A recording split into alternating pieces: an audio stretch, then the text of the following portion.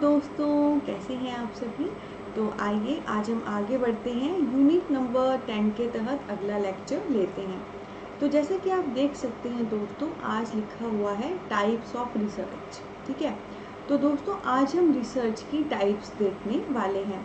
बहुत ही खूबसूरती के साथ इस कोर्स में हम आगे बढ़ रहे हैं और इतनी सारी चीज़ें एक्सप्लोर कर रहे हैं। आई होप आपको अच्छे से समझ आ रही हैं एंड अच्छे से फॉलो कर रहे हैं आप हर चीज़ को। तो आइए करना शुरू करते हैं। तो टाइप्स ऑफ रिसर्च में ये फ़ोटो है। सबसे पहले आप जानते हैं, एकदम मैं कंटेंट शुरू नहीं करती, पहले फ़ोटो लगाती हूँ। तो यहाँ पे भी कुछ रिसर्च की टाइप्स आपके सामने दी गई हैं, like basic, problem solving, problem oriented, applied, qualitative, quantitative and blah blah. तो ये भी कुछ रिसर्च की ही टाइप्स हैं जिन्हें हम आगे देखेंगे, पर इसके अलावा और भी काफ़ी सारी टाइप्स हैं जिन्हें हम एक्सप्लोर करेंगे। तो आइए ज़्यादा देरी ना करते हुए एक्सप्लोर करना शुरू करते हैं। तो दोस्तों जैसा कि मैंने कहा था, यहाँ पर भी टाइप ऑफ रिसर्च दी गई हैं। ये तो हमने देखनी ही है, पर इसके अलावा भी और देखनी है। तो दोस्तों टोटल मिलाकर हमने 9 देखनी है रिसर्च की टाइप्स। ठीक है, सबसे पहली टाइप जो है डेट इज़ प्योर, बेसिक और फंडामेंटल। ठीक है, सबसे पहली कौन सी है? प्योर, बेसिक और फंडामेंटल। दूसरी है अप्लाइड रिसर्च। कौन सी है? Applied research.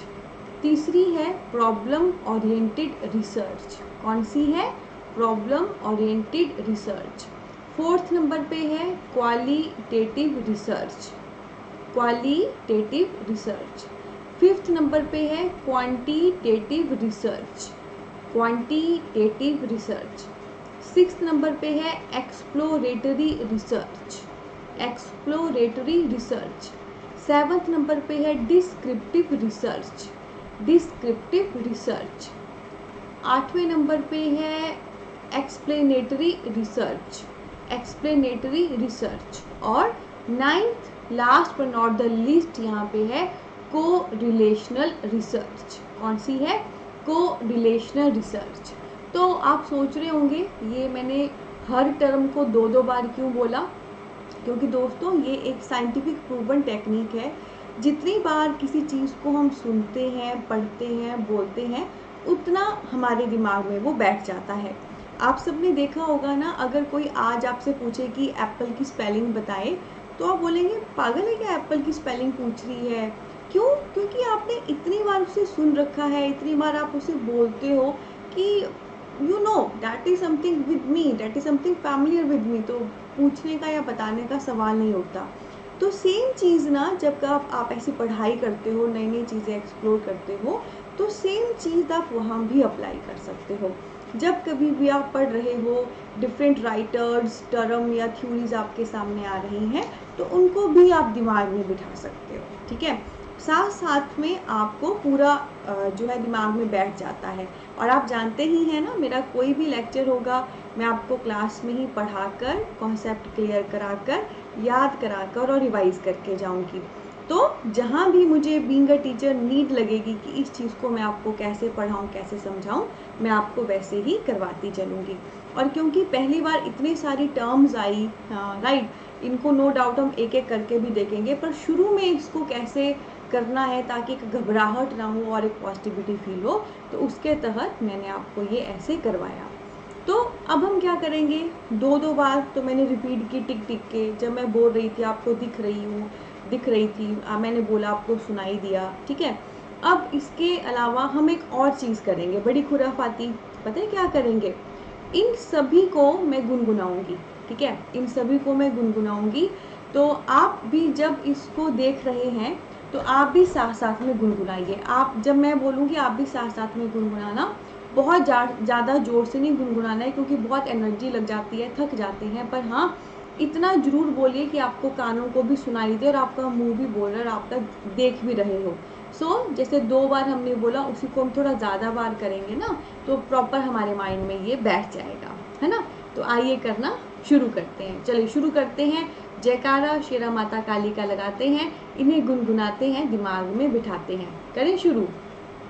Pure basic fundamental, pure basic fundamental, pure basic fundamental, pure basic fundamental. Applied research, applied research, applied research, applied research, problem oriented research, problem oriented research, problem oriented research, problem oriented research, problem oriented research, problem oriented research, qualitative research, qualitative research, qualitative research, qualitative research, qualitative research, quantitative research, quantitative research, quantitative research, quantitative research, quantitative research, exploratory research, exploratory research, exploratory research, exploratory research, exploratory research, descriptive research, descriptive research, descriptive research, descriptive research, descriptive research,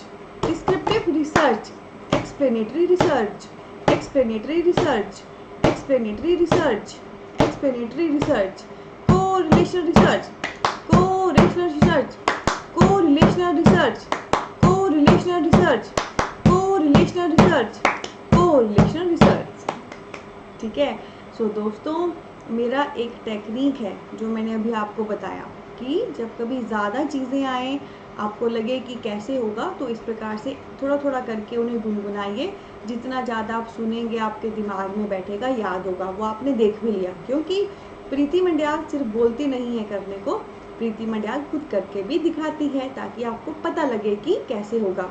अब आप देखना, बिल्कुल शुरू में जब आप class में आए थे तो आपको इतनी फैमिलिटी इसके साथ नहीं थी, पर अब आपने जब इसे प्रॉपर मुझसे सुना होगा, मेरे साथ एक गुनगुनाया होगा, तो आपके दिमाग में अब ये चीज़ें बैठ गई होंगी थोड़ी थोड़ी थोड़ी। ठीक है।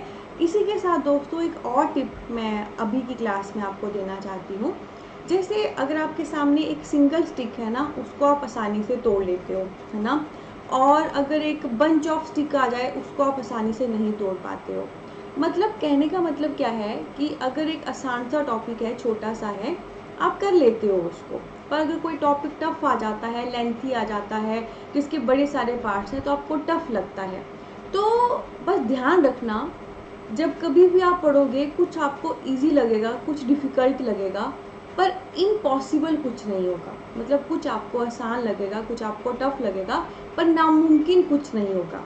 ठीक है। जब कोई चीज़ इजी है, छोटी है, एक बार में करो, ख़त्म करो। जब कोई चीज़ टफ है, डिफ़िकल्ट है, बहुत बड़ी है, तो उसको भी छोटे छोटे पोर्शन में करके ख़त्म करो। ठीक है। जैसे बंच ऑफ लकड़ी का है, इकट्ठा नहीं तोड़ सकते, तो पहले एक लकड़ी उठाओ तोड़ो, दूसरी उठाओ तोड़ो, तीसरी उठाओ तोड़ो, एक एक करके करोगे, एंड में पूरा बंच आपका टूट जाएगा। ठीक है। तो उसी प्रकार से सेम चीज़ आपकी यहाँ पे अप्लाई होती है।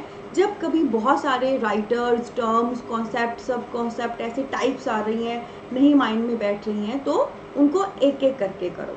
ठीक है। तो आई होप आपको ये टेक्निक अच्छी लगी होगी।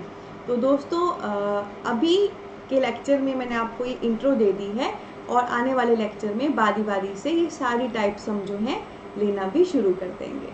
ठीक है। तो this is the intro part. तो आपको आई होप क्लियर है कि रिसर्च की अब कौन कौन सी टाइप्स हैं, क्लियर है कि कैसे हमने ये माइंड में बिठाए, क्या टेक्निक रहती है साइकोलॉजिकल लेवल पे चीज़ों को याद करने की, और क्लियर है कि टफ हो सकता है, नामुमकिन नहीं, और तरीका आपके सामने है। तो मिलते हैं दोस्तों जल्दी ही आने वाले लेक्चर में, जिसमें हम बारी बारी से ये सारे पार्ट जो हैं क्लियर करना शुरू कर देंगे। और आशा करती हूँ आप सब अच्छे से पढ़ रहे हो, और अच्छे से आपने कॉपी लगाई है, अच्छे से नोट्स बना रहे हो, और अच्छे से कॉन्सेप्ट क्लियर करते हुए, समझते हुए आगे बढ़ रहे हो। बहुत सारा प्यार, बहुत सारी ब्लेसिंग। टेक केयर दोस्तों, मिलते हैं जल्दी ही आने वाले एक और लेक्चर में ऑसम ब्लॉसम तरीके से। Take care.